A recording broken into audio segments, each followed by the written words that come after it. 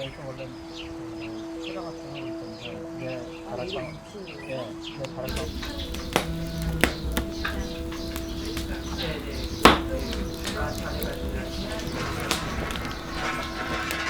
저희가 어쨌든 10년 전에 내려와서 이 일을 하려고 마음 먹었을 때 남편이 그 원래 엄마한테 배운 그대로 진행을 하자. 이게 원래의 전통 방식이죠.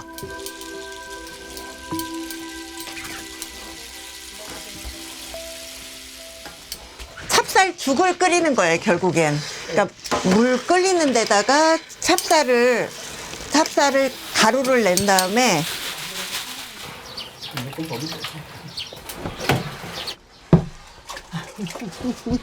원래 한국에서는 늘 이렇게 단맛은 조청을 이용해서 고추장만 이렇게 하는 게 아니라 다른 거 뭐 조청 단맛으로 이용하는 모든 음식을 이 조청을 만들어서 썼다는 거예요. 이게 이제 원래의 보리예요. 그러면 이거는 이렇게 추수한 상태로 있거든요. 그러면 얘를 이렇게 물에 담갔다가 이렇게 얘가 물에 담그면 곡식이니까 싹이 날 거 아니에요. 이렇게 싹이 이렇게 조금씩 나와요. 그럼 그때 단맛이 가장 많이 올라올 때예요. 계속 불을 만져야 되고 불 조정을 해야 되기 때문에 이 불 조절하기가 이렇게 불로 떼서는 굉장히 어려워요.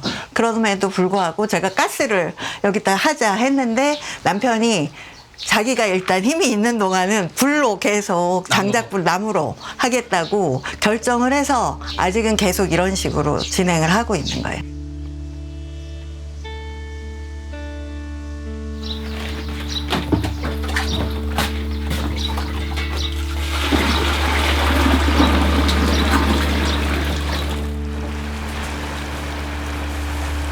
고추장은 사실은 고추가 들어온 지 그렇게 오래되진 않았잖아요. 다른 장에 비해서. 그러긴 하지만 이 한국 사람들 하면 딱 느끼는 매운맛에 대한 그 어떤 이 의미가 된 것 같아요. 그러니까 고추장은 어떤 의미냐면 우리 한국 사람들이 먹어오고 있는 장의 한 종류라고 보면 되는데 그 중에서도 이렇게 약간 열을 내주거나 스트레스가 받을 때 막 매운 것을 먹으면 좀 풀리는 것처럼 그건 땀을 내게 하고 열을 내게 해주는 의미이기 때문에 어떤 열정을 표현하는 것 같기도 합니다.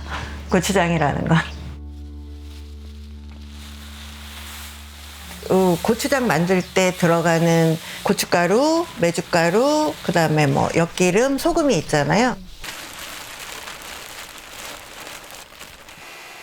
다 이렇게 잘 섞여서 특히 이제 고춧가루나 메주가루가 덩어리가 지지 않게 하는 게 제일 중요해요. 지금 아직 소금이 녹지 않았기 때문에 소금이 이제 서서히 녹으면서 얘네를 더 그 가루를 더 없애주고 다 이제 잘 녹고 그 텍스처가 그대로 나오게 그렇게 만들어주는 역할을 할 거예요.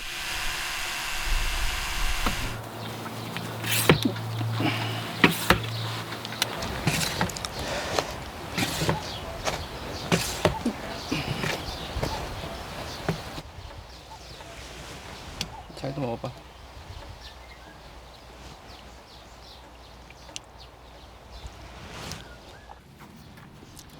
그러면 거의 됐어요. 거의 됐지. 근데 처음에는 얘가 발효되기 전에는 각각의 개성만 있어요. 이게 합해지지 않고.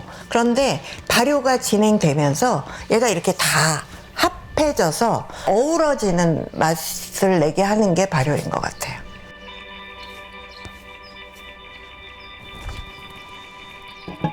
고추장을 바깥에서 저렇게 발효를 하는 건 사실은 굉장히 쉽지 않은 일이에요. 이렇게 날씨가 더워지면 얘가 항아리에 있던 애가 이렇게 그릇으로 탁 나오면 여기서 막 발효가 막 급격히 돼요. 곰팡이가 살아서 이 맛을 좌우할 때 오히려 잡균이 더 생길 가능성이 많아요.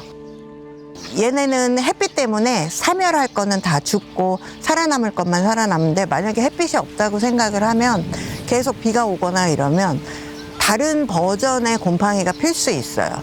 그래서 굉장히 조심해야 되는 거죠.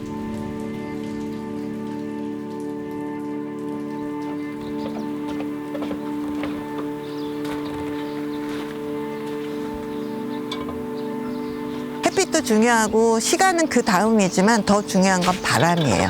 늘 바람이 이렇게 언덕 위에서 불어줘야 이 발효에 굉장히 좋은 영향을 미치게 되고요.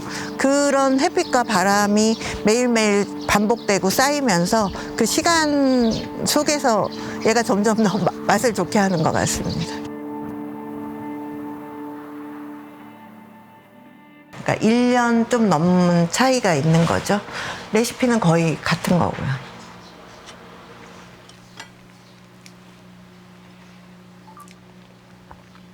짜고 짜고 맵고 살짝 달고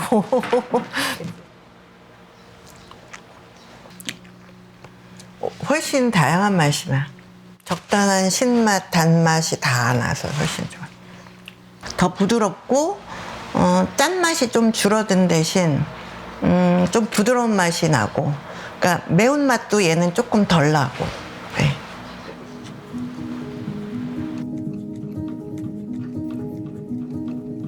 저도 장을 담그기 전까지는 곰팡이나 뭐 박테리아 이런 거 관심 1도 없었지만 차 마시면서 이제 그 발효랑 곰팡이가 얼마나 중요한지를 알게 되었는데, 걔는 발효가 되지 않는 거고 살아있는 게 아니에요.